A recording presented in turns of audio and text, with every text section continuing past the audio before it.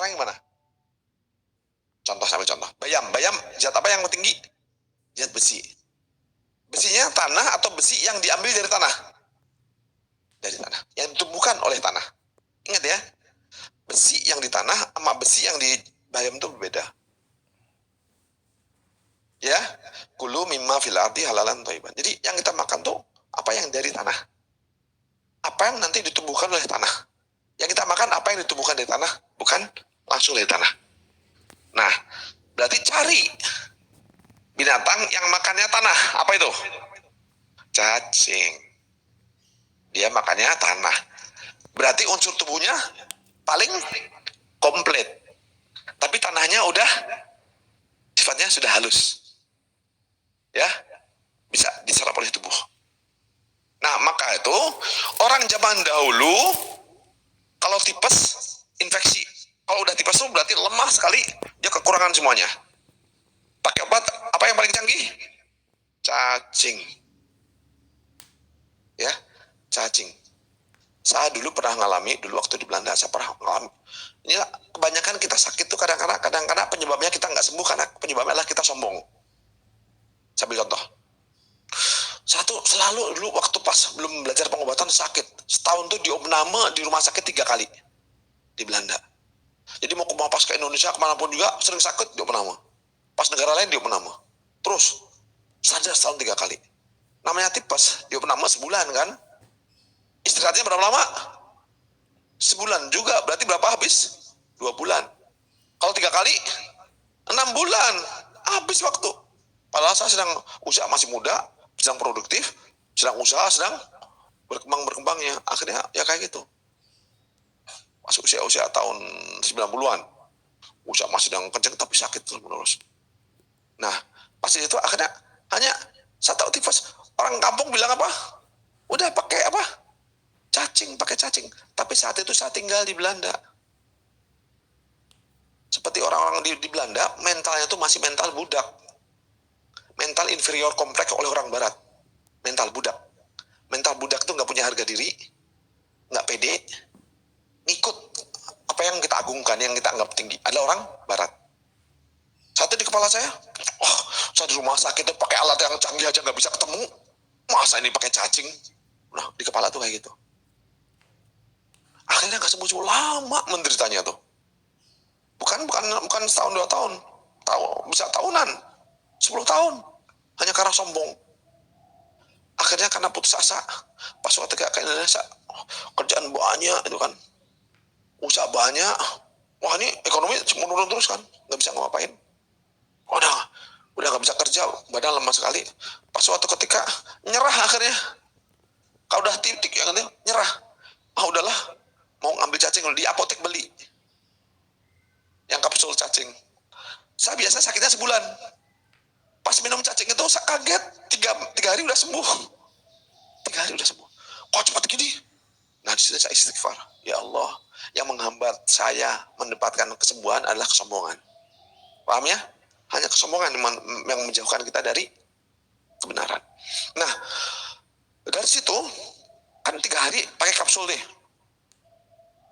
Suatu ketika pas sedang ini adik saya kena, pas ternyata kalau saya udah sekali yakin saya bisa meyakinkan yang lain. Tapi kalau saya nggak pede, yang lain nggak pede. Paham ya?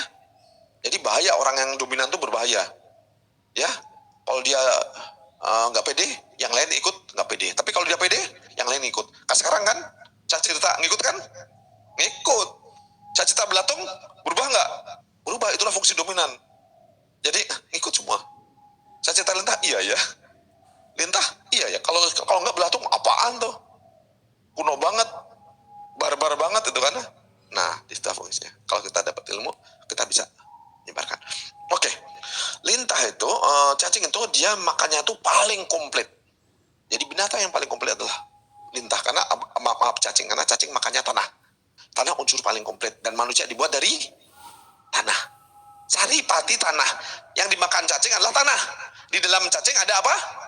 Saripati tanah. Ya, ada saripati. Maka tuh lihat, cacing makan tanah, kotorannya tanah gunung kan ya, masuk, diserap semuanya. Di dalam cacing ada lendirnya itu. Nah itu yang lendirnya itu dia melindungi cepat. Luka usus cepat sembuh seketika. Saya kembali kepada adik saya. Adik saya pas kena tifus, berat sekali, demam sih. Akhirnya adik saya perempuan, kan udah tahu cacing ya, cari di genteng-genteng itu, bukan genteng tuh, dibuka bata, banyak cacing diambil, langsung diulek pakai apa? Diulek pakai kecoet, dimasukin gelas, langsung diminumin, 1/4 jam langsung sembuh. Lebih cepat lagi, karena apa? Yes.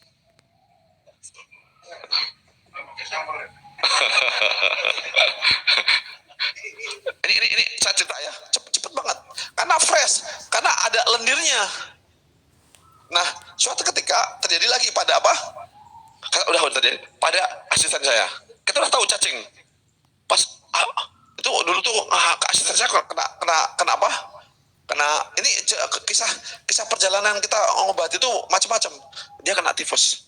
Waktu itu kita sedang belajar kelapa itu obat, ya kan? Ya udah itu pas sedang kena tifus kita bawakan kelapa.